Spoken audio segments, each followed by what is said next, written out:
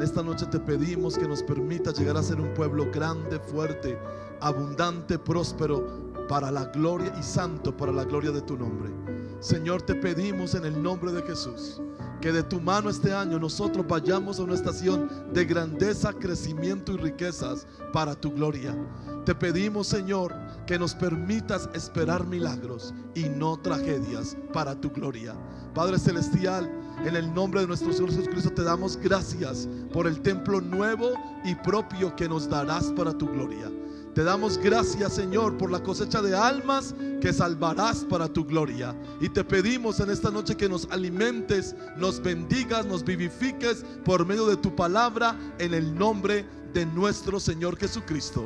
Y ahora, levanta tus manos al cielo. Yo quiero bendecirte, Iglesia Maranata Yarumal. Que Jehová te bendiga y te guarde. Que Jehová haga resplandecer su rostro sobre ti y tenga misericordia de ti. Que Jehová alce sobre ti su rostro y ponga en ti su paz. Y la iglesia del Señor dice: denle un fuerte aplauso al Señor. Mi Dios, cuán grande eres, cuán grande eres, mi Dios. Dígaselo, dígaselo.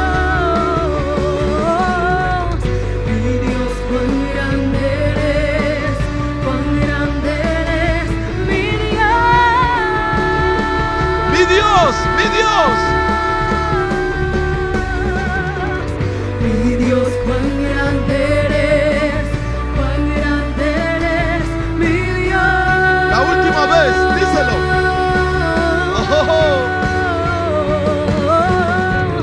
Mi Dios, cuán grande eres, mi Dios. Aleluya. Puede tomar asiento en esta noche. Gloria al Señor. Aleluya. Gloria a Dios. Muy buenas noches. Dios les bendiga. Es un placer verles esta noche. Amén. Y también quiero darle la bienvenida a todas las personas que por primera vez están con nosotros aquí en la iglesia, y a todas las personas que por primera vez nos están sintonizando en nuestra transmisión. Voy a pedirle a la iglesia, démosle un aplauso al Señor por nuestras visitas. Aleluya. Gloria al Señor. Yo les voy a decir algo esta noche antes de ir a las cosas que tengo preparadas para ustedes.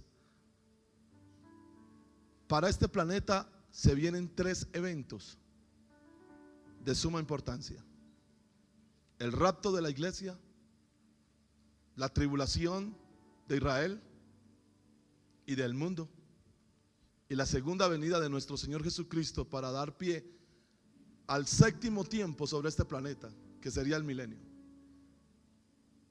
Pero antes de que el rapto ocurra, que en su orden sería el primer acontecimiento, escúchame lo que le voy a decir esta noche. Dios va a sacudir esta tierra. Yo no me hago responsable por lo que otro profetice en Facebook o en internet. Yo me hago responsable por lo que yo oigo de parte de Dios. A las 2, como a las 2:15, que volví a entrar a mi cuarto de oración, yo renové hoy un pacto que tengo con Dios. Y le dije: Señor, no sé cuánto tiempo me queda en este planeta, pero yo renuevo mi pacto de consagración contigo. Y yo te prometo que con todas mis fuerzas, Señor, y con todo lo que tú me des, mi capacidad, yo voy a rendir cada día que me reste aquí en este planeta para hacer tu voluntad. Eso fue como a las 2:15. Seguí orando. Y como a las 5:30 de la tarde, me paré en la ventana del patio de mi casa a ver hacia una montaña, una vista hermosa que tenemos ahí. Y oí al Señor cuando me dijo, hacía días no me hablaba de esa forma, me dijo: todos los logros de ustedes son vanos. Escuchen lo que Dios me dijo a mí. Y lo digo porque me lo dijo. Y él está aquí y él sabe que no estoy diciendo mentiras. Así me dijo: todos los logros de ustedes son vanos si no tienen trascendencia eterna.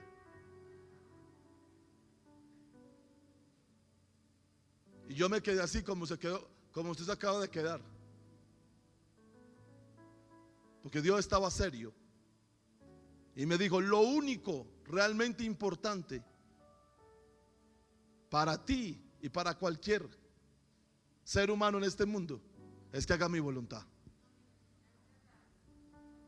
Y no dijo más. Yo no sé ustedes qué van a hacer con sus vidas. Yo sí sé lo que yo voy a hacer con la mía. Pastor, ¿y usted qué va a hacer con su vida? Le voy a seguir sirviendo a Dios. Y yo voy a consumir, escuche el término que estoy usando, yo voy a consumir mi vida sirviéndole a Dios de la forma como Él me lo pida. Porque no hay más. En estos días hablé con un pastor, amigo mío, siervo de Dios, hombre de Dios, un verdadero profeta de Dios. Y ustedes saben que la esposa de un pastor del ministerio, el pastor Iván, falleció el lunes. Y cuando hablé con este hombre, él me dijo: ¿tú no te acuerdas de la experiencia que tuviste? Sinceramente en ese momento yo no recordaba. Y yo le dije: ¿experiencia? Sí. Cuando la energía eléctrica te cogió y cuando se te abrió el portal del mundo espiritual y escuchaste la voz del Padre diciendo que iba a desangrar el mundo. Bueno, es lo que está pasando. A veces nosotros, Dios nos da experiencias y nos da palabras que nosotros mismos ni nos recordamos. Hay gente que pensamos que nunca se iba a morir y ya se murieron.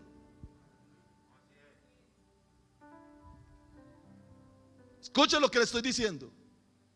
Hay personas que nosotros pensábamos que no se iban a morir y ya se murieron. Y no estoy diciendo que están en el infierno, no, están en el cielo, pero no pensábamos que se iba a morir. El domingo por la noche, cuando yo hablé con mi hermano Iván, yo le dije: estoy seguro que Claudia estos días va a salir del hospital. Y al otro día se murió.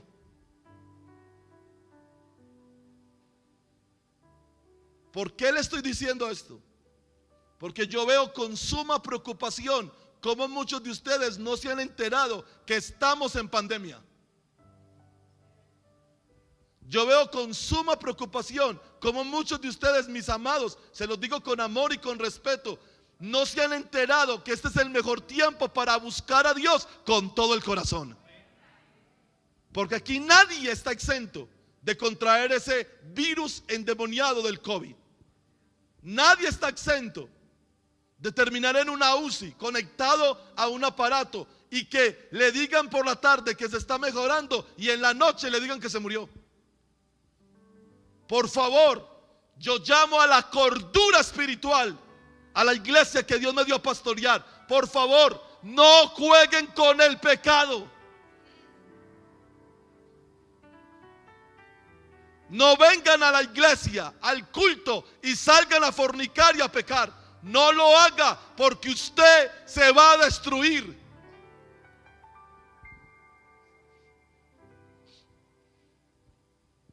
No soy yo el que me va a destruir, no, es usted el que se va a destruir. Y no fue el diablo el que lo mató, no, fue usted mismo con su pecado el que se destruyó. Se muere uno aquí, se muere otro aquí. Cada semana gente muriéndose y todavía hay gente de esta iglesia pecando. Yo a veces me pregunto, ¿qué más necesita esta gente para caer en cuenta? ¿Qué más necesitan ustedes? Dejen esos odios, dejen esos rencores, dejen esas amarguras. Usted no puede ser una persona cositera. ¿Entienden el término cositero? Usted no le puede estar enojando por cualquier cosa. Ya, deponga eso de su corazón, saque eso de su sistema. El tiempo que Dios le dé, sea mucho o poquito, por favor, páselo en la voluntad de Dios, disfrute la voluntad de Dios. Y si usted está muy enamorado, no se ponga a fornicar con esa muchacha, y usted con ese muchacho, cásese. Cásense, organicen sus vidas delante de Dios, cásense. Honrosos sean todos el matrimonio y el lecho sin mancilla, pero a los adúlteros y fornicarios los juzgará Dios, no Gabriel.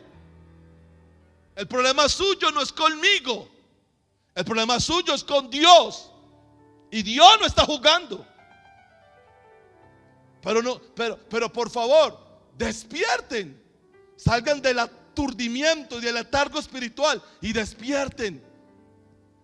Porque los días, y con esto concluyo, para ir a la Santa Comunión, los días son malos. Diga conmigo, diga, los días son malos. ¿Qué pastor tan negativo? No, yo no soy negativo, yo soy realista. Los días son malos. No me pongan a charlar con el pecado. Y si usted, con esa esposa tan bonita que Dios le dio, tiene una amiguita afuera, pues vaya cancelando esa amiguita. Ay, Padre Santo, yo profetizo charlando. Espero que aquí ningún hombre casado tenga amiguitas por fuera. La amiguita suya es la mujer de su pacto. Vuélvase serio. Sea serio. Santo. Y no me diga que usted tiene que un corazón muy grande que le cabe a otra mujer, porque entonces de pronto a su mujer también se le engrandece el corazón. Santo Jehová.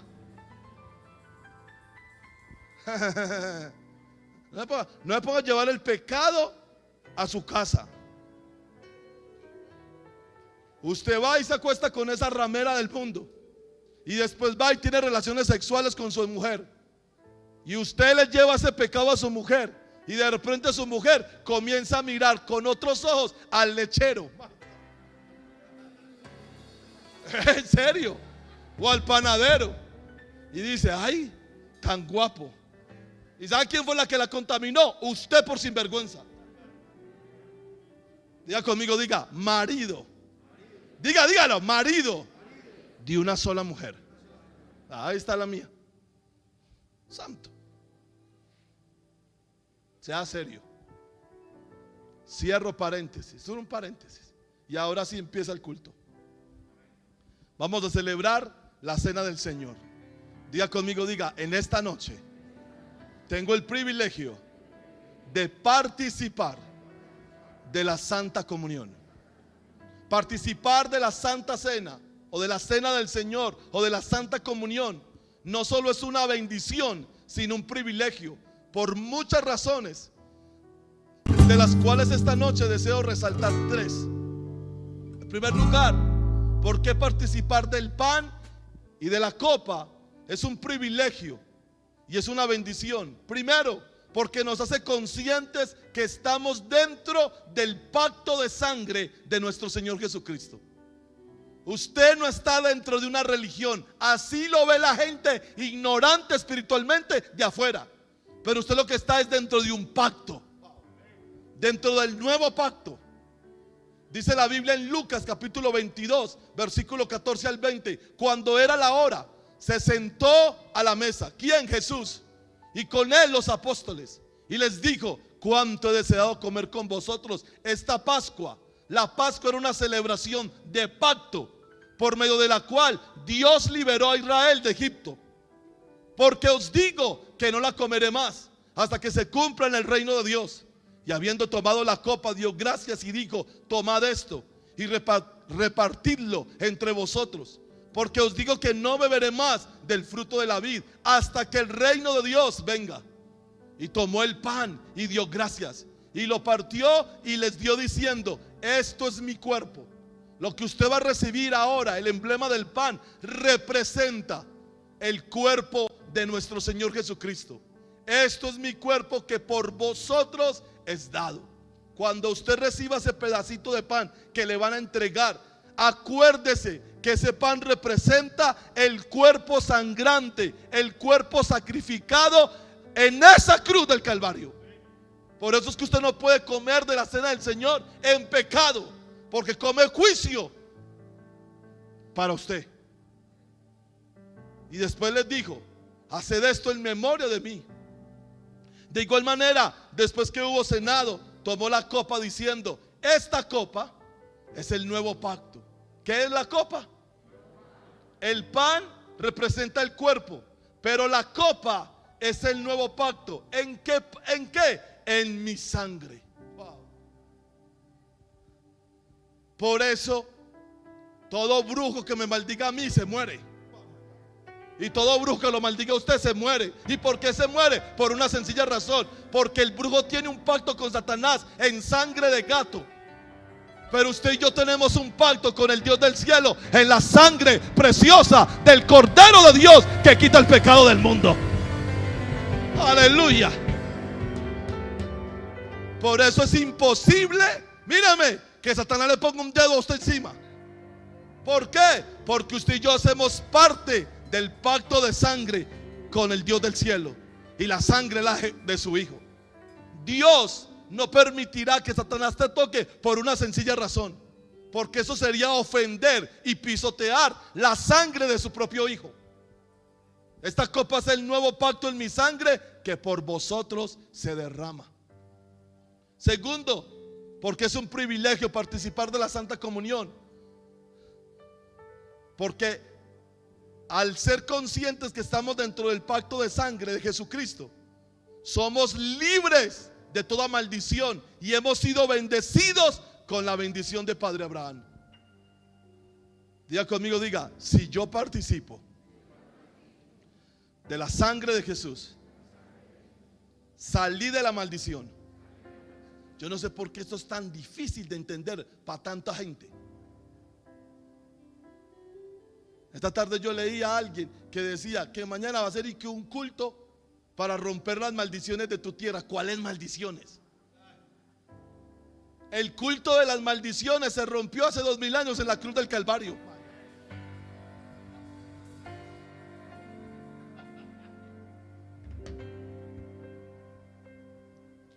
Gálatas 3:13 y 14. Pero yo sé por qué la gente hace cultos a las maldiciones, porque eso le atrae mucho a la gente que es ignorante.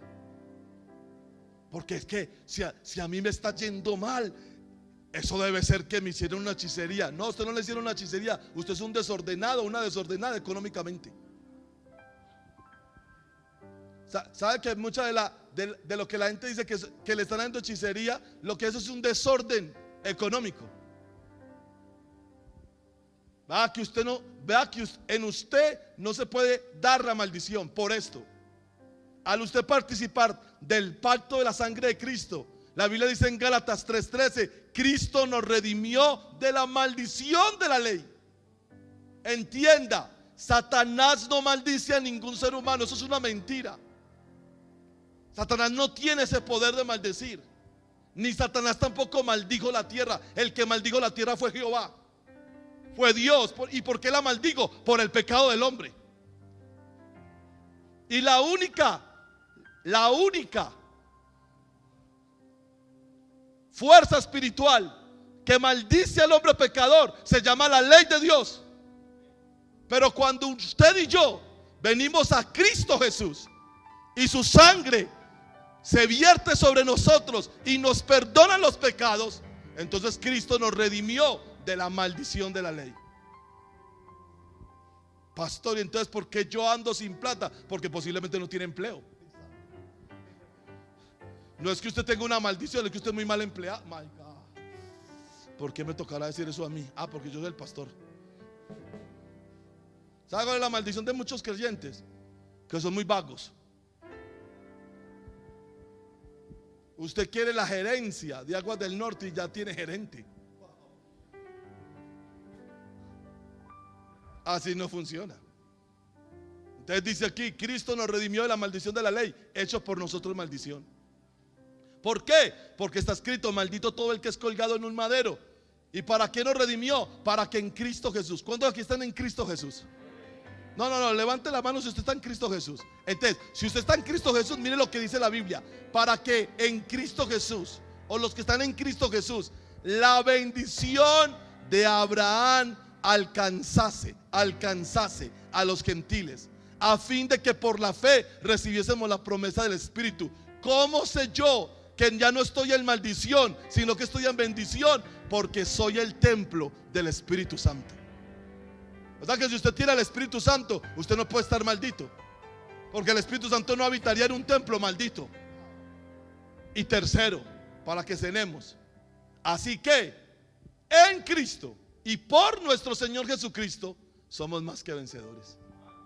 Como ya no estoy en maldición, porque hago parte del pacto de la sangre, yo ya no soy un perdedor, yo soy más que vencedor. Diga conmigo, diga, si estoy en Cristo, somos más que vencedores.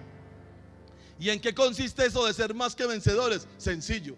Romanos 8:31. ¿Qué podemos decir acerca de cosas tan maravillosas como estas? Si Dios está a favor de nosotros, ¿quién podrá ponerse en nuestra contra? ¿Vio que delante de usted no hay nada ni nadie que lo pueda detener? Si Dios no se guardó ni a su propio Hijo, sino que lo entregó en la cruz por todos nosotros, ¿no nos dará también con el Hijo todo lo demás? Maranata, Maranata, Maranata. Todo lo demás va a venir. ¿Pero por qué? Porque tú haces parte del Hijo, aleluya.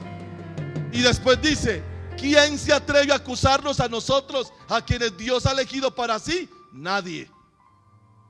Porque Dios mismo nos puso en la relación correcta con Él. Entonces, ¿quién nos condenará? Nadie. Vio que Satanás no lo puede tocar a usted porque no lo puede condenar. Y vio que es una mentira y que Satanás ahora acusa a los creyentes. No los puede acusar. ¿Y cómo los va a acusar? Si el que él mató está sentado a la diestra del trono de Dios. Satanás ya no puede ir al cielo por una sola y sencilla razón. Él es un reo que huye por un asesinato de un solo hombre, Jesucristo el justo. Y el problema que tiene es que el que él asesinó está vivo. Entonces si Satanás llegara a ir al trono de Dios, el Hijo le dice, Padre, este fue el que me mató. Entonces Satanás es un poquito más inteligente que nosotros y dice, yo por ahí no me aparezco. ¿Qué sabe cuál es el problema que nosotros tenemos? Nosotros citamos escrituras del Antiguo Testamento fuera de contexto y nos convertimos en un pretexto. Y dice, ¿quién nos condenará? Nadie. ¿Por qué? Porque Cristo Jesús murió por nosotros y resucitó por nosotros. Vio que todo lo que le dije es verdad. Vea. Y está sentado en el lugar de honor a la derecha de Dios e intercede por nosotros. Cuando la pastora Claudia murió el lunes, los ángeles vinieron por ella. Cuando la pastora Claudia llegó y traspasó la atmósfera celestial, Jesús la estaba esperando, le dio la bienvenida. Y si ya a esta altura llegó al trono de Dios, el Padre le dijo, hija, bienvenida, este es el reino que preparé para ti, my God, desde antes de la fundación del mundo. Pero a ella no le pasó eso porque es pastora. A ella no le pasó eso porque es evangélica, no. A ella le pasó eso porque hace 25 años atrás, sin caerse al piso, sin repolcarse, sin chapalear, ella dijo, yo creo. Yo creo. ¿Y qué creyó? Que Jesucristo murió por ella en la cruz del Calvario. Yo le hago una pregunta esta noche para darle los elementos y que cenemos. ¿Usted cree? Entonces usted es hijo de Dios. Entonces usted le da un fuerte aplauso al Señor, aleluya. Aleluya. Y ahora, mis hijos, repartan los elementos de la Santa Comunión. Señor mi Dios, al contemplar los cielos, el firmamento y las estrellas mil, Señor mi Dios, al contemplar los cielos, el firmamento y las estrellas vi. Al oír tu voz en los potentes truenos y ver brillar el sol en su cenit, mi corazón entona la canción. Cuán grande es Él, cuán grande es Él, mi corazón entona la canción. Cuán grande es Él, cuán grande es Él. Cuando recuerdo del amor divino que desde el cielo al Salvador envió, aquel Jesús que por salvarme vino, en una cruz sufrió por mí, murió. Mi corazón entona la canción. Cuán grande es Él, cuán grande es Él. Mi corazón entona la canción. Cuán grande es Él, cuán grande es Él. Mi corazón entona la canción. Cuán grande es Él, cuán grande es Él. Mi corazón entona la canción. Cuán grande es Él, cuán grande es Él. Cuán grande es Él, cuán grande es Él. Cuán grande es Él, cuán grande es Él. Aleluya. ¿Estamos listos? ¿Hay alguien que le falte los elementos? Aleluya. Todos tienen el pan y todos tienen la copa. No es vino, es jugo de uva. Santo. Pastor, Jesús no con vino. Pues Jesús, pero yo no. Y menos lo va a alimentar usted de vino. La Biblia dice que Él tomó el pan, lo partió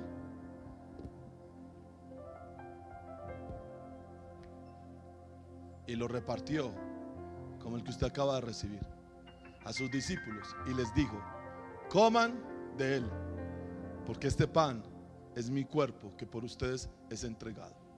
Y después de que comieron el pan, tomó la copa y les dijo: beban de ella todos, porque esta copa es el nuevo pacto y ha sido de mi sangre, que será derramada para la remisión de sus pecados. Y el apóstol Pablo nos dice en Corintios que cada vez que bebamos de la copa y comamos del pan, la muerte del Señor anunciamos. Así que en esta noche yo le invito a que usted participe de estos santos elementos. Padre que estás en los cielos, nosotros comemos de este pan con la fe de que un día, hace 2000 años, en la cruz del Calvario, el Señor Jesucristo, Dios hecho hombre, murió por nuestros pecados para redimirnos de ellos y de la maldición de la ley. Y bebemos de esta copa, Señor, con la fe de que somos participantes del nuevo pacto en su sangre. En el nombre de Jesús, amén. Ahora coma y beba.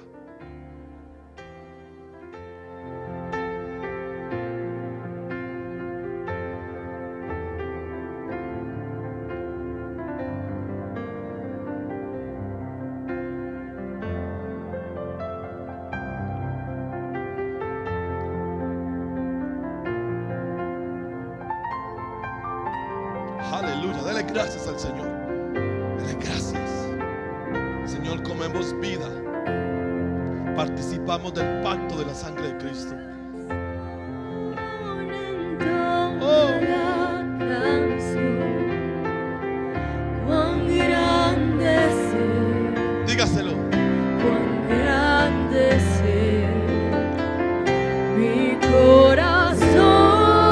entona la canción, cuán grande es Él, cuán grande es Él. Mi corazón.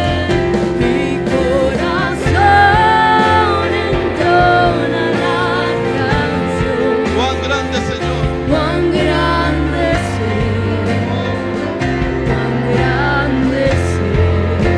Mi corazón. Mi corazón entona la canción, cuán grande es Él,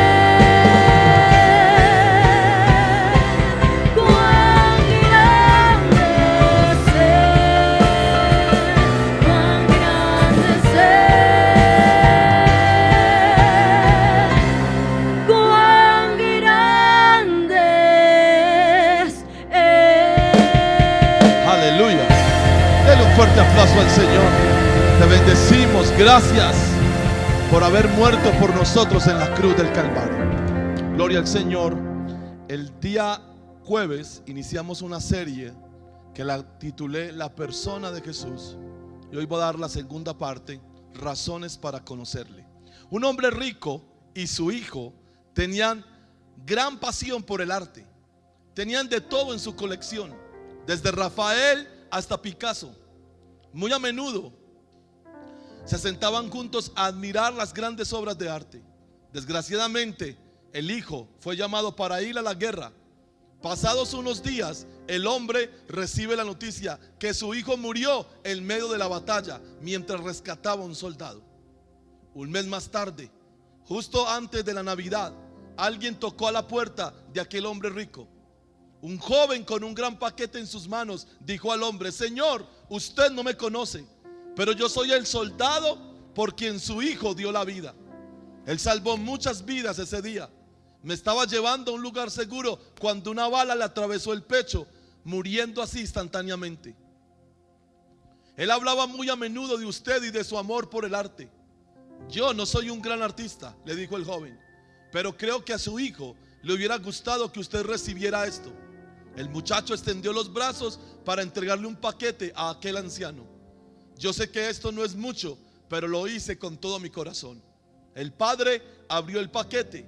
Era un retrato de su hijo, pintado por el joven soldado. Él contempló con profunda admiración la manera en que el soldado había capturado la personalidad de su hijo en la pintura. Le agradeció el joven soldado y ofreció pagarle por el cuadro. Oh no, señor, replicó el soldado, yo nunca podría pagarle lo que su hijo hizo por mí. Es un regalo. El hombre murió unos meses más tarde y se anunció una subasta con todas las pinturas que poseía. Sobre la plataforma estaba el retrato del hijo. O sea que la primera pintura que iban a subastar era el retrato del hijo. El subastador golpeó su mazo para dar inicio a la subasta. Empezaremos los remates con este retrato del hijo. ¿Quién ofrece por este retrato? Hubo un gran silencio. Entonces una voz del fondo de la habitación gritó: queremos ver las pinturas famosas. Olvídese de esa. Sin embargo, el subastador persistió: el hijo, el hijo. ¿Quién se lleva el hijo? Otra voz gritó con enojo: no venimos por esa pintura, venimos por los Van Gogh, los Rembrandt. Vamos a las ofertas de verdad. Finalmente se oyó una voz desde atrás: ofrezco $10 por el retrato del hijo. Era el viejo jardinero del padre y del hijo. Siendo un hombre muy pobre, era lo único que podía ofrecer. El subastador gritó: tenemos $10. ¿Quién da 20? Gritó el subastador. El subastador golpeó por fin el mazo. Va una, va dos, vendida por $10. Gracias a Dios, gritaron de atrás. Ahora sí, comencemos la subasta. Pero el subastador soltó el su mazo y dijo: lo siento mucho, damas y caballeros, pero la subasta llegó a su final. El acuerdo estipulado decía que el que comprara el cuadro del hijo heredaría todas las posesiones de este hombre, incluyendo sus pinturas. El hombre que aceptó quedarse con el hijo se queda con todo. Al igual que esta historia tan conmovedora, Dios el Padre Celestial ha estipulado que todo aquel que tiene a su hijo lo tendrá todo de su parte. ¿Quiere que le diga una cosa? Lo que usted más necesita no es que Dios haga un milagro, sino que Dios le conceda a su hijo, porque juntamente con el hijo Dios no solamente le dará el milagro que usted necesita, le dará vida eterna. Si usted lo cree, dele un fuerte aplauso al Señor. Aleluya. Es por esta razón que queremos conocer a la persona de Jesús, nuestro Señor. Ya vimos 3 razones para conocerle en el servicio anterior.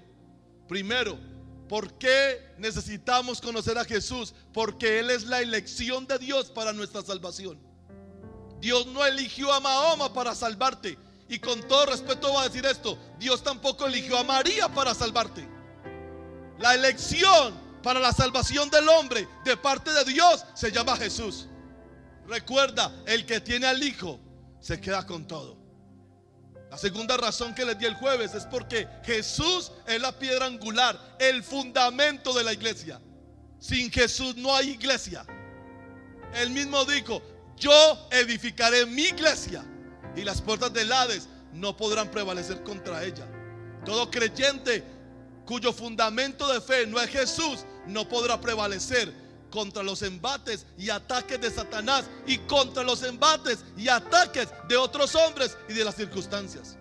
Y la tercera razón que te di el jueves es porque Jesús es el pan de Dios para nosotros. Si tú quieres ser fuerte espiritualmente, tienes que alimentarte diariamente del Señor Jesucristo. Ahora, para iniciar esta noche el mensaje, palabras del apóstol Juan en primera de Juan capítulo 5 versículo 11 y 12 y después versículo 20. Voy a leer en la Nueva Traducción Viviente. Y este es el testimonio que Dios ha dado: Él nos dio vida eterna, y esa vida eterna está en su Hijo. ¿En dónde está la vida eterna? No está en la religión evangélica, no está en la religión católica, no la tiene un cura, no la tiene un pastor, pero sí la tiene una persona, y esa persona se llama nuestro amado Señor Jesucristo. Aleluya. Y esa vida eterna está en su Hijo. El que tiene al Hijo, el que tiene al Hijo, tiene la vida. Pero el que no tiene al Hijo de Dios no tiene la vida, aunque sea evangélico. No tiene la vida, aunque sea católico. No tiene la vida, aunque sea muy bueno, no tiene la vida. Versículo 20. Y sabemos que el Hijo de Dios ha venido y nos ha dado entendimiento para que podamos conocer al Dios verdadero. Y ahora vivimos en comunión con el Dios verdadero. ¿Por qué? ¿Por qué tenemos comunión con el Padre? Porque vivimos en comunión con su Hijo Jesucristo. El que no tiene comunión con Jesús, es mentira que tiene comunión con Dios. Él es el único Dios verdadero y Él es la vida eterna. El que tiene al Hijo tiene al Padre. El que tiene al Hijo tiene al Espíritu Santo. El que tiene al Hijo irá al reino de los cielos. Ahora, esta noche veamos 3 razones más. Recuerde que le dije que tenía 12 razones. Estamos en lo preliminar de la serie. ¿Por qué debemos darnos a la tarea de conocer a nuestro Señor Jesucristo?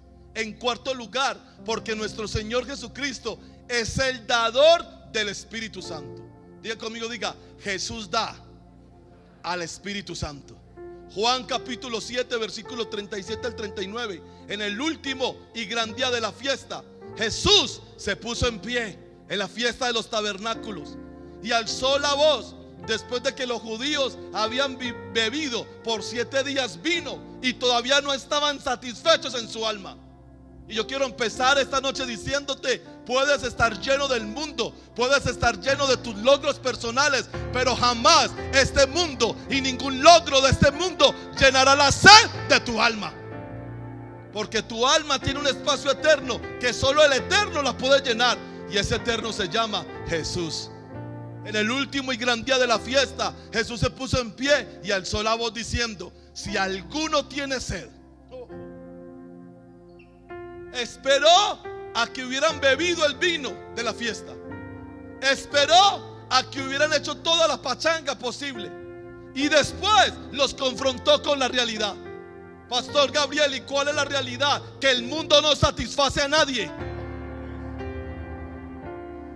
La gente se siente orgullosa por sus logros personales, pero en el fondo siguen siendo los mismos insatisfechos. Las grandes luminarias de Hollywood lo saben mejor que nadie. Pueden tener el mundo rendido a sus pies. Pueden tener todos los flash de las cámaras fotografiándoles. Pueden ser el centro de atención y tener los 15 minutos de fama, pero en el fondo, cuando se retiran a la suite presidencial de ese gran hotel, ellos saben lo vacíos que están. Pero no solamente eso pasa con las personas famosas de este mundo, también pasa con usted y conmigo. Cuando finalmente pensamos que lo hemos logrado, cuando finalmente obtuvimos esa casa, obtuvimos el título universitario y obtuvimos aquello por lo que tanto luchamos, sea lo que sea, nos damos cuenta que no nos satisfizo como esperábamos. ¿Y sabe por qué? Escúcheme, ¿sabe por qué?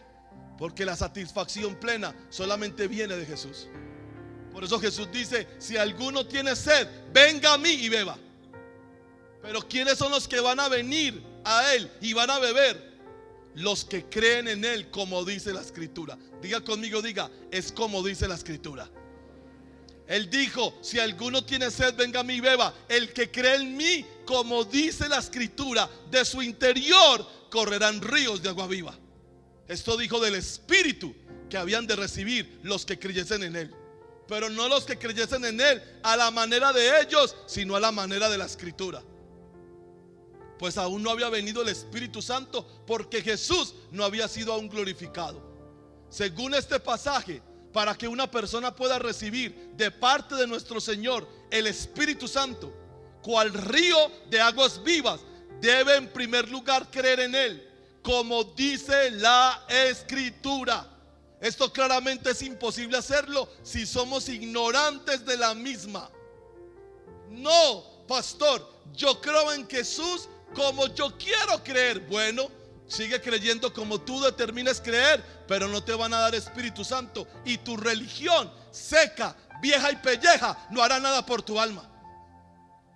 Y aquí le voy a decir a muchos de ustedes: ¿sabe por qué a ustedes el evangelio no les funciona? Porque ustedes han hecho toda la vida lo que les ha dado la gana. Ustedes no creen en Jesús como la Escritura dice, sino como su abuelita le enseñó, su mamá le enseñó, o como quién sabe quién le enseñó. Jesús puso una condición para dar Espíritu Santo a los que creyesen en Él. Si quieres recibir el Espíritu Santo de mi parte, que es la persona que te saciará tu alma, tienes que creer en mí, como dice la Escritura. Por eso la fe ciega no existe. Por eso la fe ciega no existe. Por eso la fe ignorante no existe. No puede existir. ¿Por qué? Porque usted tiene que conocer la Escritura para poder creer en Jesús, como ella dice. Esto claramente es imposible hacerlo si somos ignorantes de la Escritura. Por esta razón se hace necesario que como iglesia, ¿como qué? Conozcamos a nuestro Señor Jesucristo según el testimonio de las Escrituras. Pero la pregunta es: ¿qué dice exactamente la Biblia sobre Jesús? Lucas 22, 35 al 38. Pónganlo, que tengo muchas citas y las voy a leer. Pero Él les dijo, no, ese es 25, es 35. Lucas 22, 35. Y a ellos dijo, a los apóstoles: cuando os envié sin bolsa, sin alforja y sin calzado, ¿os faltó algo? Ellos dijeron: nada. Y les dijo: pues ahora el que tiene bolsa, tómela, y también la alforja, y el que no tiene espada, venda su capa y compre una. Porque os digo Y esto es lo primero que la escritura dice de Jesús: porque os digo que es necesario que se cumpla todavía en mí aquello que está escrito, y fue contado con los inicuos. ¿Por qué? Porque lo que está escrito de mí tiene cumplimiento. Escucha lo que le voy a decir.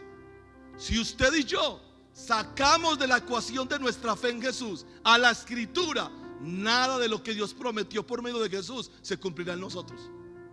Porque Jesús dijo aquí: lo que está escrito de mí tiene cumplimiento. Lucas 24:25. Vea.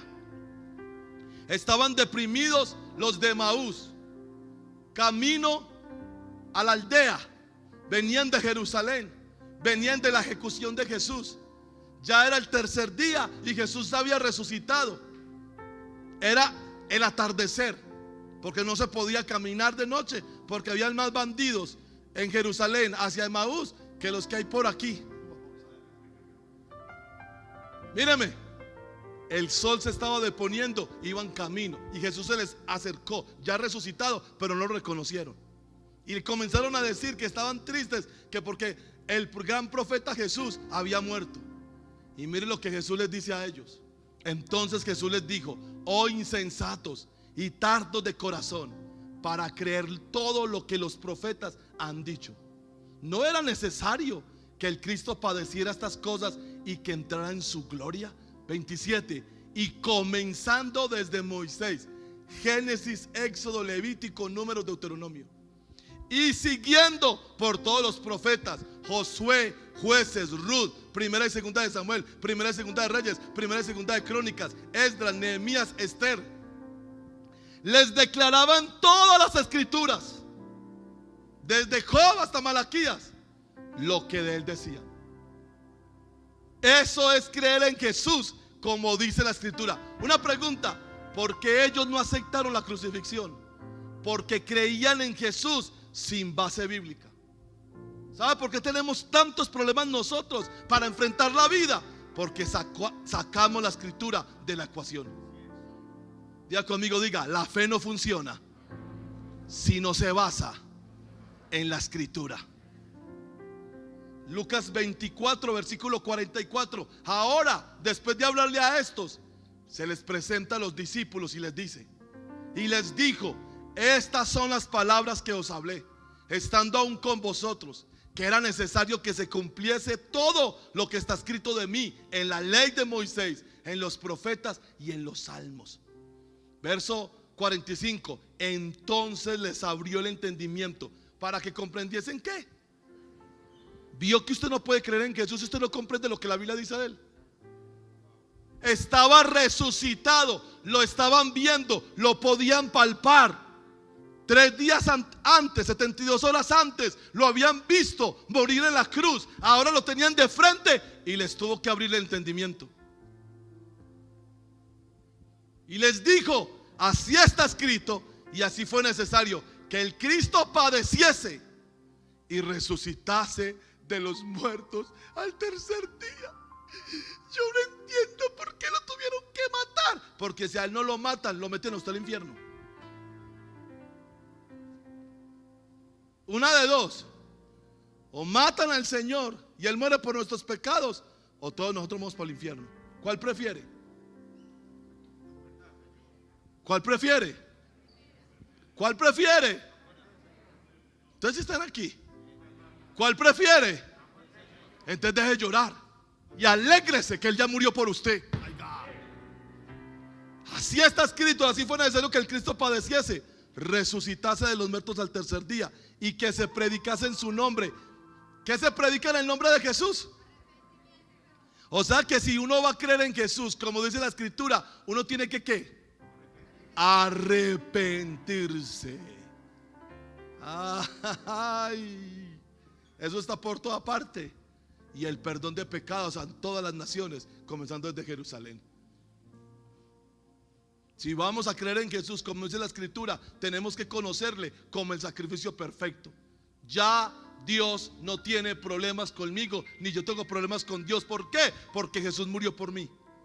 Conozcámosle como aquel que se levantó de los muertos. La muerte ya no tiene poder sobre nosotros. No, nosotros no vamos a quedarnos atrapados en ella, porque Jesús se levantó de los muertos. Conozcámosle como aquel que fue exaltado. No necesito pedirle a San Gregorio, ni a Marianito, ni a la Virgen María que interceda por mí ante Dios, porque mi Señor y Salvador está sentado a la diestra de Dios, y Él es el que intercede por mí delante de Dios. Eso es creer en Jesús, como dice la Escritura. Y finalmente, conozcámosle, no según la carne, sino según el testimonio del Padre. Primera de Juan, capítulo 5, versículo del 6 al 12, Nueva Traducción Viviente. Y Jesucristo, dice Juan, fue revelado como el Hijo de Dios. ¿Y cómo lo revelaron? Por medio de su bautismo en agua. Diga conmigo, diga, 3 testigos. ¿Cómo sabemos que realmente Jesús es el Hijo de Dios? Número 1, por el bautismo del agua. ¿Y por qué por el bautismo del agua? Porque cuando Jesús cumplió esa justicia, los cielos se abrieron y el Padre dijo: este es mi Hijo amado, en quien tengo complacencia. Eso no pasó con Abraham, eso no pasó con Isaac, eso no pasó con Jacob, eso no pasó con David, eso no pasó con Moisés. Por eso es que yo no entiendo cómo los cristianos evangélicos predican más de Abraham, de David, de Isaac, y no predican de Jesús. El Padre no dio testimonio de estos, el Padre dio testimonio de Jesús. Entonces el primer testigo es el bautismo en agua. El segundo testigo es el sacrificio de la cruz y por derramar su sangre en la cruz. Es decir, no mediante agua, no mediante el bautismo solamente, sino mediante agua y sangre. ¿Cómo el Padre presenta a Jesús como su Hijo? 1, en el bautismo. 2, en el sacrificio. Pero falta un tercer testigo, porque el Padre dijo que en boca de 2 o 3 testigos consta todo asunto. Y el testimonio es que Jesús es el Hijo de Dios. Y el Espíritu, quien es la verdad, lo confirma con su testimonio. El tercer testigo de que Jesús es el Hijo de Dios y de que en Jesús somos salvos es el Espíritu Santo. Y esto funciona así. Míreme, míreme. Ahora mira la Biblia, míreme a mí. Esto funciona así. El Padre en el bautismo da testimonio de que Jesús es su Hijo porque cumplió la justicia. El Padre en la cruz da testimonio de que Jesús es su Hijo porque al ser un justo y morir por los pecados, Dios vindica y Dios perdona y justifica al pecador por esa sangre. Pero el tercer testigo es el Espíritu Santo cuando viene en Pentecostés. ¿Qué testifica el Espíritu Santo en Pentecostés cuando le cae los 120? Que realmente Jesús sí venció y que realmente Jesús fue exaltado a la diestra de Dios. Porque ¿qué fue lo que predicó Pedro en Hechos capítulo 2? Y exaltado por la diestra del Padre, ha derramado esto que vosotros veis. Que estaban viendo en Hechos 2, que 120 hombres fueron llenos del Espíritu Santo y estaban hablando en otras lenguas. Esos son los 3 testigos de que Jesús es el Hijo de Dios y de que la fe en Jesús es la única fe que te va a salvar. ¿Le quedó claro? Por lo tanto, son 3 los testigos: el Espíritu, el agua y la sangre. El Espíritu en Pentecostés, el agua en el bautismo y la sangre en la cruz. Y estos 3 están de acuerdo.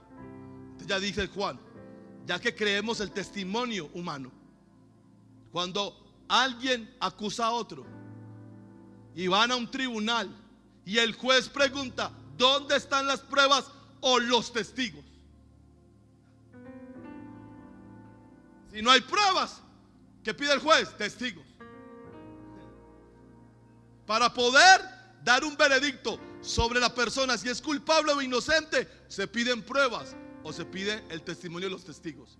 El Padre nos presentó 3 pruebas y 3 testigos: el bautismo, la sangre, el Espíritu. ¿Vio que la salvación en Jesús es legal? Ya que creemos el testimonio humano, sin duda alguna podemos creer el testimonio de más valor que proviene de Dios. Y va lo que dice: y Dios ha dado testimonio acerca de su Hijo. El testimonio de Jesús tiene 2 partes y por eso es que necesitamos conocerlo. Primera parte: Él es mi Hijo. por el agua, por la sangre y por el espíritu. Segunda parte de ese testimonio. Y este es el testimonio. Dios ha dado testimonio acerca de su Hijo. Todo el que cree en el Hijo de Dios sabe en su corazón que este testimonio es verdadero. Los que no lo creen en realidad llaman a Dios mentiroso porque no creen en el testimonio que Él ha dado acerca de su Hijo. Y este es el testimonio que Dios ha dado. Él nos dio vida eterna y esa vida está en su Hijo. El que tiene al Hijo tiene la vida. El que no tiene al Hijo de Dios no tiene la vida. Porque millares y millares y millares de seres humanos irán a un infierno eterno porque rechazaron a Jesús.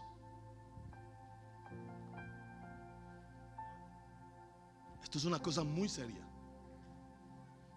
El que recibe a Jesús recibe la vida. El que rechaza a Jesús de parte de Dios no recibe ahí vida. Entonces, ¿qué recibe? Juan 3:36, ira.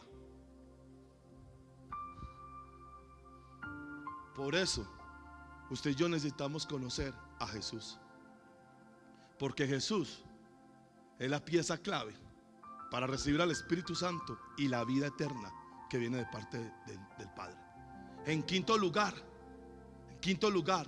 ¿por qué necesitamos conocer a Jesús? Porque nuestro Señor Jesucristo es la luz del mundo. Yo quiero que usted diga eso conmigo, diga: Jesús es la luz del mundo. No como esa secta de por allá de México que se dice la luz del mundo.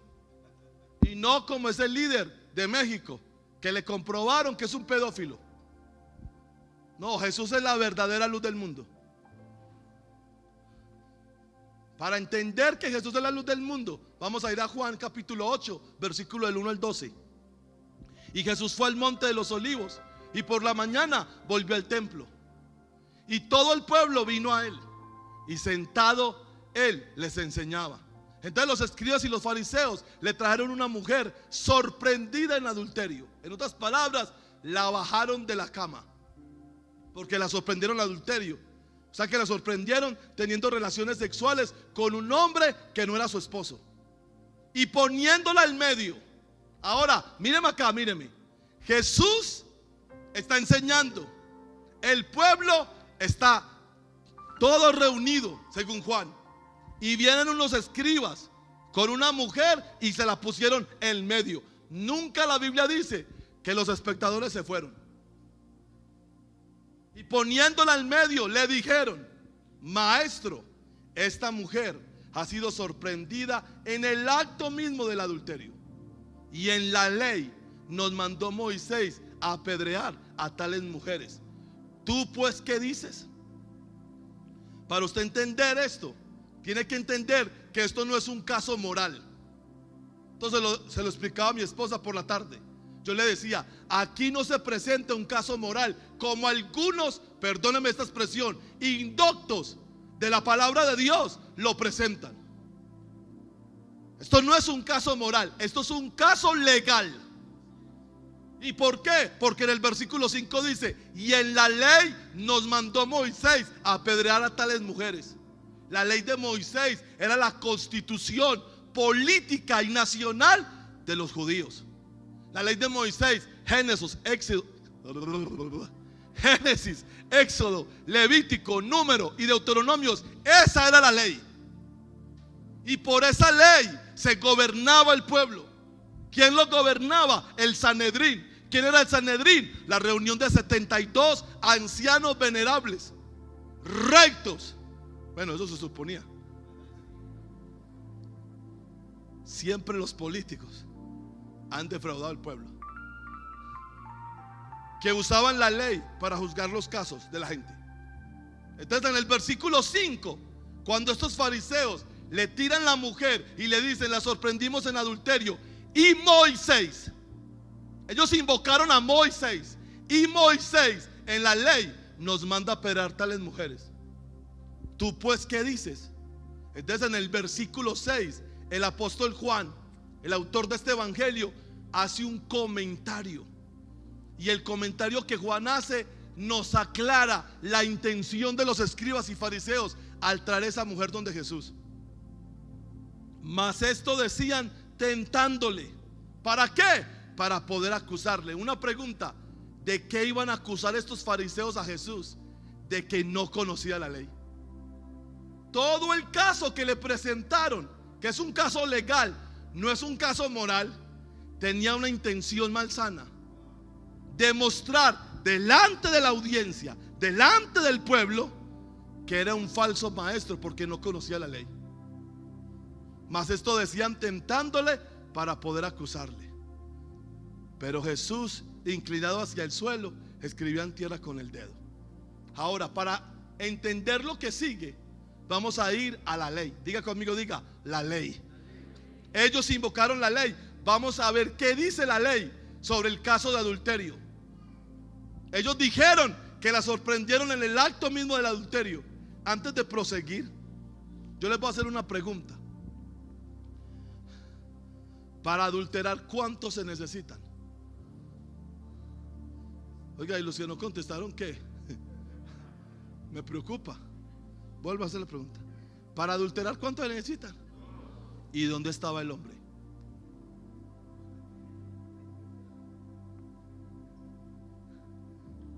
O sea que lo que ellos presentaron era un caso cojo.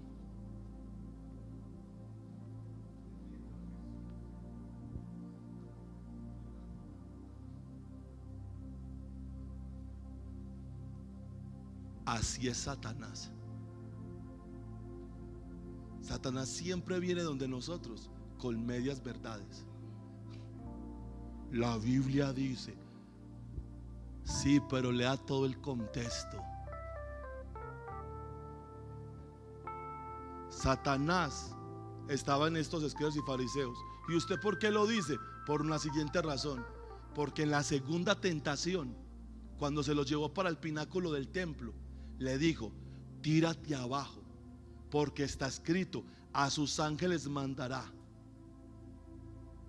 Pero Satanás no pronunció el versículo completo, porque el versículo completo es para que te guarden en todos tus caminos. Ese no era el camino de Dios para Jesús.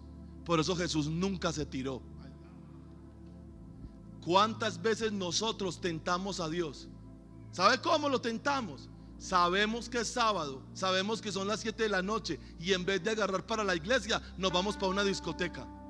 Porque como yo soy hijo de Dios, yo soy hija de Dios, aunque aquí esté churungueando la carne y bailando y pecando, Él me va a cuidar. Él no te va a cuidar, porque si tú eliges el camino diferente del que es la voluntad de Dios, Dios no tiene por qué cuidarte a ti en tu prevaricación y en tu pecado. ¿Sabe cuál es la mejor guerra espiritual? No se salga del camino.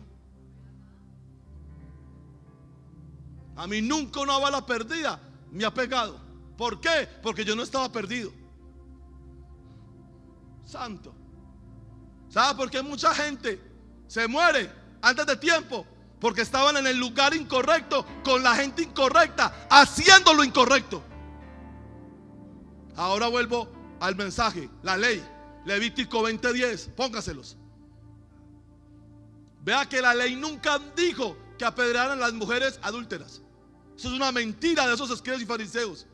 Si un hombre cometiera adulterio con la mujer de su prójimo, el adúltero y la adúltera, el adúltero y la adúltera, indefectiblemente serán muertos.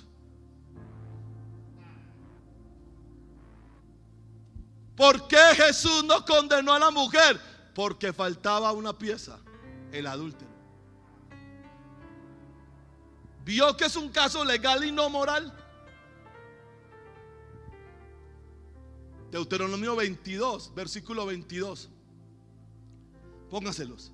Si fuere sorprendido alguno acostado con una mujer casada con marido, ambos morirán, el hombre que se acostó con la mujer y la mujer también.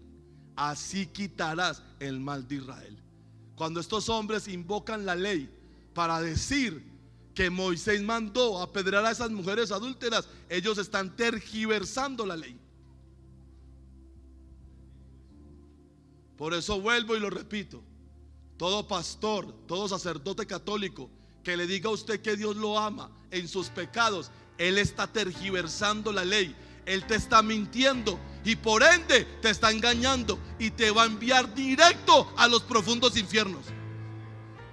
Dios, ¿por qué usted no puede tener una fe ciega? Yo creo ciegamente en el Señor. Yo no creo ciegamente en Jesús, porque a mí me dieron una Biblia. Si Dios quisiera que nosotros creyéramos ciegamente en Él, no nos hubiera dado la Biblia. Ahora regresemos a la historia. Ya le mostré lo que la ley dice. Ahora regresemos a la historia. La primera reacción de Jesús frente al caso es quedarse callado. No le respondió nada. ¿Por qué? Porque Jesús conocía la ley. Pastor, ¿usted por qué sabe que él conocía la ley? Primero, porque era su costumbre ir cada sábado a la sinagoga. Segundo, porque conocía las escrituras, pues cuando fue después del desierto, halló el lugar donde Isaías había escrito sobre él. Jesús era un hombre observador de la ley y conocedor del libro. Tú no puedes ser cristiano si tú ignoras a priori las escrituras. Por eso que Satanás se les come la mente y el corazón, mintiéndoles si le creen, porque no conocen la Biblia. Y como insistieran, verso 7, y como insistieron en preguntarle, al ver que no reaccionó, ellos insistieron en preguntarle, se enderezó y les dijo: el que de vosotros esté sin pecado, sea el primero en arrojar la piedra contra ella. E inclinándose de nuevo hacia el suelo, siguió escribiendo en tierra. Pero ellos, al oír esto, acusados por su... ¿Qué los acusó? ¿Qué eran ellos? ¿Escribas? ¿Cuál conciencia los acusó? La misma ley que invocaron contra la mujer se vino contra ellos, porque ellos sabían que era ilegal el caso. Si ellos, mírame, si ellos tuvieron el descaro y la desfachatez de acusar a una mujer y de presentar un caso cojo, no creas que ellos se remordieron, que porque es que pensaron en que habían robado o pensaron, todo eso es falso. La conciencia de ellos era la ley. Ellos sabían Levítico 20:10, ellos sabían Deuteronomio 22:22, por lo tanto sabían que no la podían apedrear.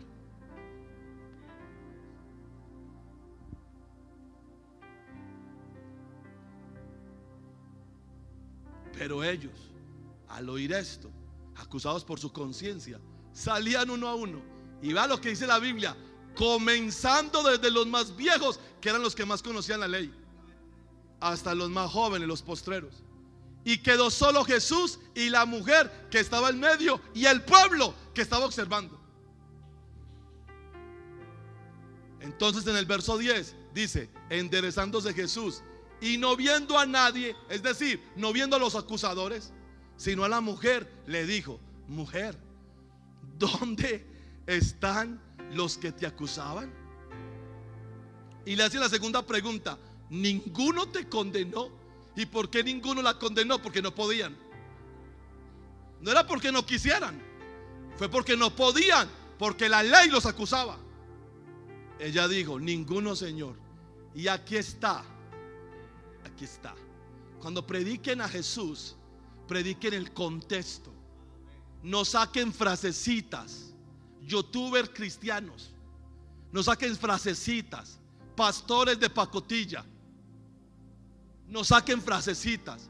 Jesús no perdonó a la mujer para que se fuera a pecar.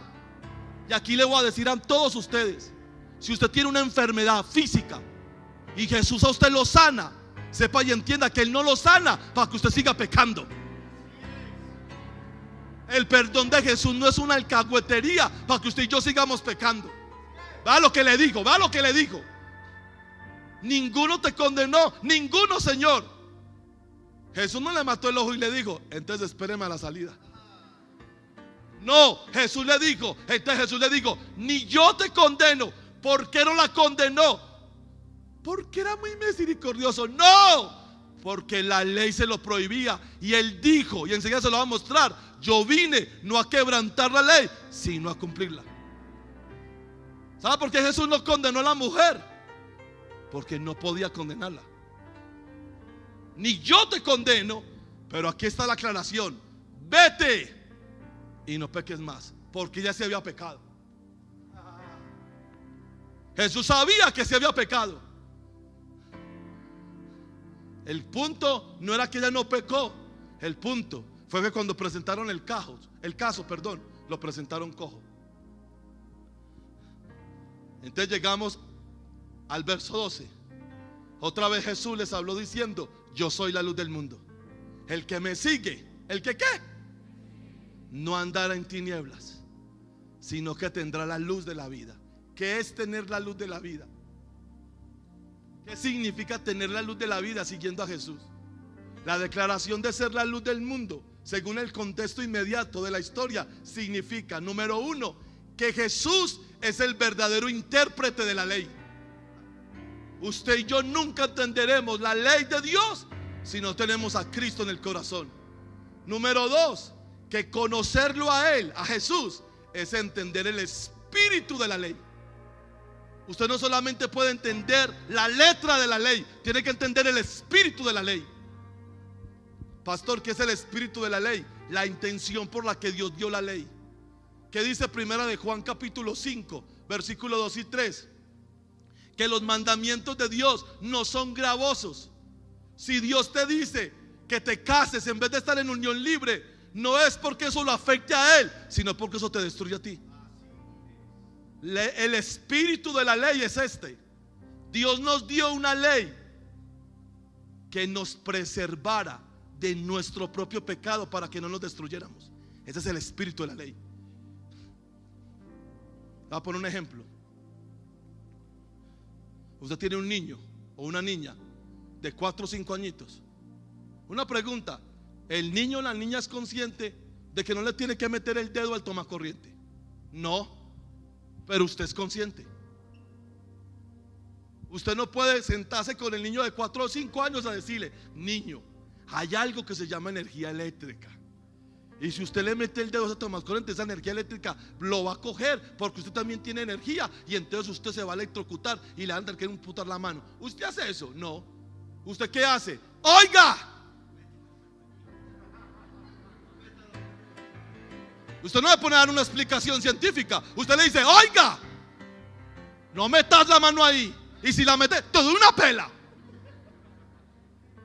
Shh, míreme. ¿Cuál es la letra de la ley? Te doy una pela si metes la mano. Esa es la letra. ¿Cuál es el espíritu de la ley? Que te estoy librando de que te electrocutes y quedes sin un dedo. Para usted entender la orden y la intención de la orden, usted necesita a Jesús, porque Jesús es la luz del mundo. Y tercero, que conocerlo a Él es ser libres de las cargas de personas religiosas que no entienden la ley, pero quieren oprimir por medio de ella a los demás. Yo recuerdo que yo recién convertido, ya llevaba unos añitos, una hermana de una iglesia de Asambleas de Dios me dijo que yo no podía ir a cine. Y yo que vivía en cine, yo me vi todas las películas de Jean-Claude Van Damme. Yo era de los que iba a cine, y cuando salía del cine salía. Y esta hermana viene y me dice: hermano Gabriel, con suma preocupación, porque así se ponen los religiosos, con suma preocupación veo que usted va mucho a cine, me contaron. Yo le dije: sí, claro, hermana, usted no puede ir allá. Yo: no. ¿Por qué no? Porque la Biblia dice en el Salmo capítulo 1, versículo 1: bienaventurado el varón que no anda en consejo de malos, ni estuvo en camino de pecadores, ni en silla de escarnecedores ha sentado. Las sillas del cine son sillas de escarnecedores. Yo le dije: hermana, con todo el amor y el respeto que usted me merece, porque usted sabe que usted me cae bien, pero el cine no es una silla de escarnecedor. No, una silla de escarnecedor es una posición de la actitud de una persona que se burla de las leyes de Dios. Yo en el cine no me burlo de las leyes de Dios, simplemente veo la película. Cuando usted conoce a Jesús, se lo va a decir en paisa, mírame, cuando usted conoce a Jesús, usted no deja que ningún religioso se le monte encima. Si Jesús no hubiera estado ahí, matan a la mujer. Y no la matan por la ley de Moisés, la matan injustamente. Entonces Jesús le dijo: ni yo te condeno, vete y no peques más. Y después dijo: yo soy la luz del mundo. Conocer a nuestro Señor Jesucristo es andar a la luz de la palabra de Dios, porque Él y la palabra uno son. Salmo 119, 105: lámparas a mis pies tu palabra. El que conoce a Jesús camina en esto y lumbrera mi camino. Y llegó al final de mi predicación. ¿Fueron bendecidos? En sexto lugar, ¿por qué debemos conocer a nuestro Señor? Porque nuestro Señor es el gran yo soy. Juan 8:48: respondieron entonces los judíos y le dijeron: ¿no decimos bien nosotros que tú eres samaritano y que tienes demonio? Respondió Jesús: yo no tengo demonio, antes honro a mi Padre y vosotros me deshonráis. Pero yo no busco mi gloria, hay quien la busca y juzga. De cierto os digo que el que guarda mi palabra nunca verá muerte. Entonces le dijeron los judíos: ahora conocemos que tienes demonio. Abraham murió y los profetas, y tú dices: el que guarda mi palabra nunca sufrirá muerte.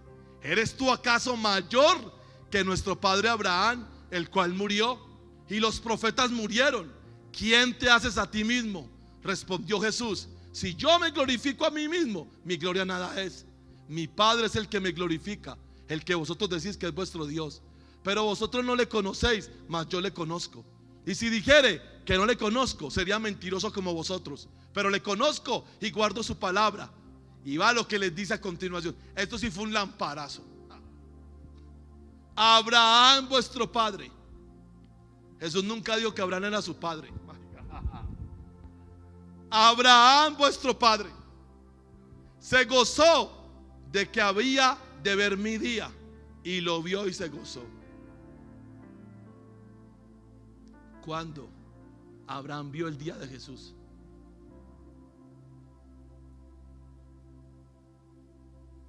¿Cuándo?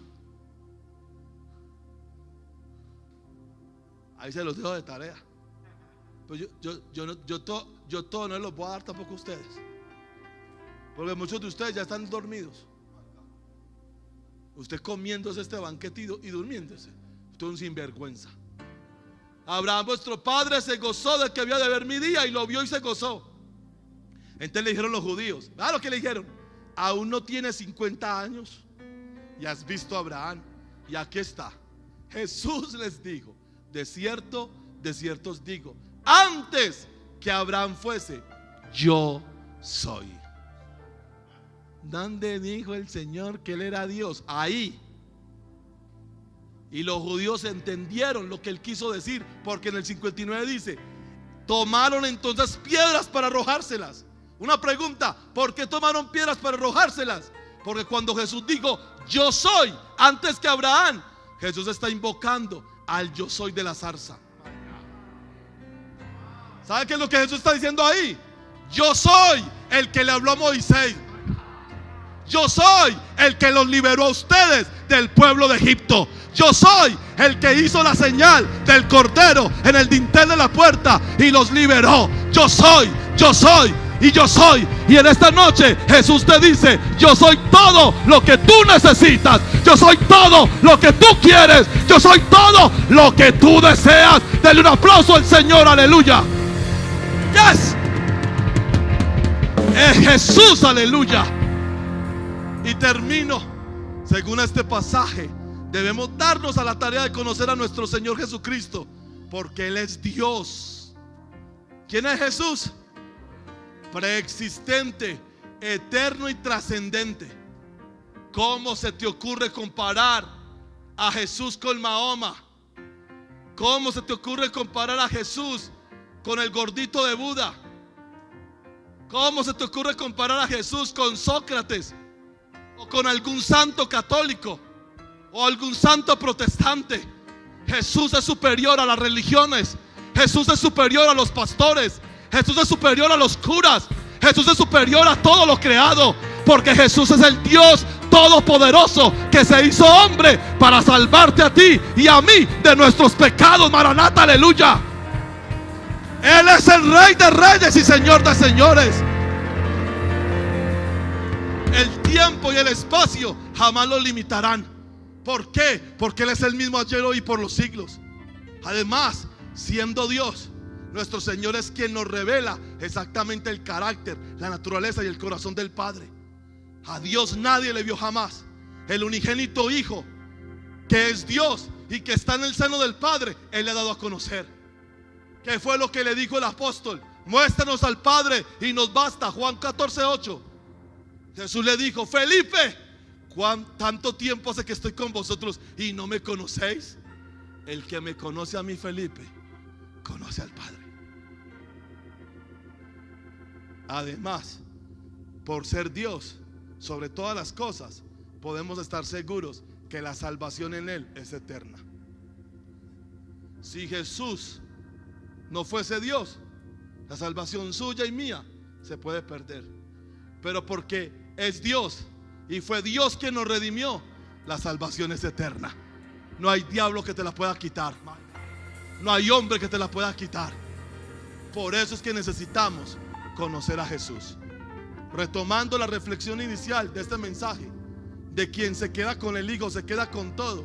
Permíteme decirte para finalizar esta noche: hay que ver las cosas valiosas de este mundo. Hay que ver que las cosas valiosas de este mundo a veces son impedimentos para tener lo valioso de Dios. Yo no me opongo para que un fin de semana con puente ustedes paseen, pero vengan primero al culto.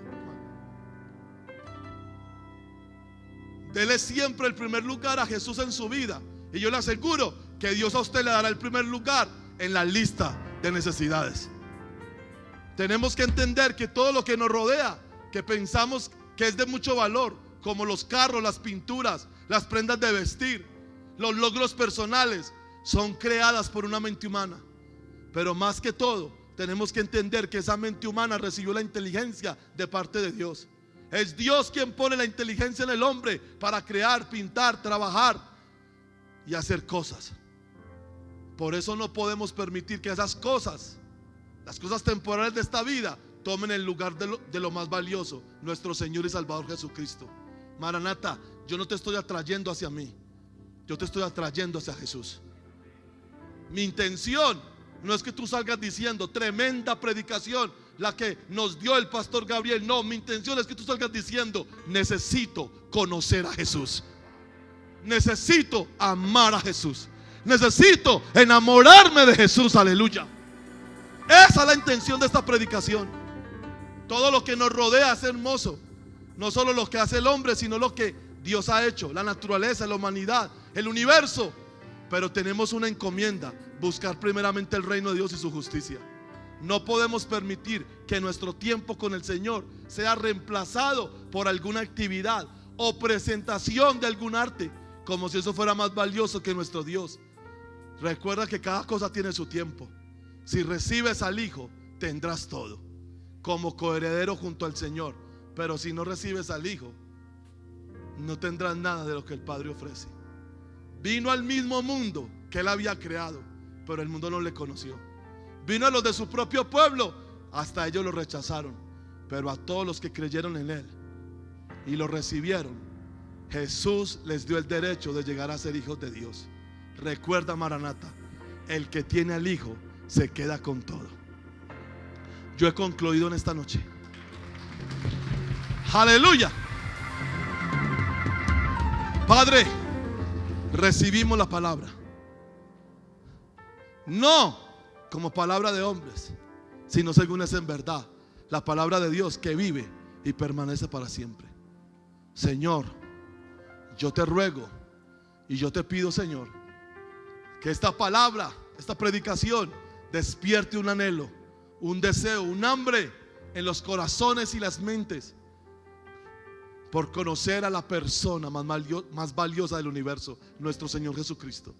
Que cada hombre, mujer, cada adolescente, cada niño de esta iglesia, Señor, anhele conocer a Jesús, se enamoren profundamente de Él, lo amen y dediquen su tiempo en la tierra a servirle, para que cuando les toque partir de este mundo, los pueda recibir en las moradas eternas.